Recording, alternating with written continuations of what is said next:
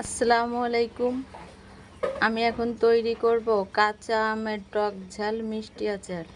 চলুন শুরু করি। আমি কড়াইয়ে খাঁটি সরিষার তেল ঢেলে দিলাম। ছেড়ে দেব শুকনা মরিচ, পর দেব গোটা পাঁচফোড়ন। এগুলো একটু তেলে ভাজা ভাজা করে নেব। এবার যোগ করব সরিষা বাটা, দিয়ে দেব কাঁচা আমগুলো,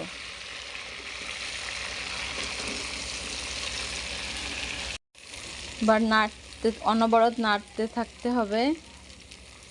দিয়ে দেব গোটা রসুন,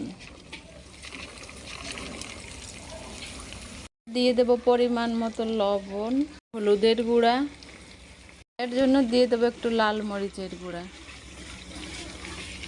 করণ এবার ভেজে নিতে হবে। অনবরত নাড়াচাড়া করে আমগুলো সিদ্ধ করে নিতে হবে। দিয়ে দেব মিষ্টির জন্য একটু চিনি। এবার দিয়ে দেব তেলে রাখা পাঁচফোড়নের গুঁড়া, তেজপাতা। চুলার আঁচ কমিয়ে দিয়ে এভাবে ভাজতে থাকতে হবে। আচারটা যত ভাজা ভাজা হবে তত বেশি দিন ঘরে থাকবে। এবার একটু চেক করে নেব আমগুলো কেমন সেদ্ধ হয়েছে। অ্যাড করব আচারের সবচেয়ে গুরুত্বপূর্ণ ইনগ্রেডিয়েন্টস সিরকা।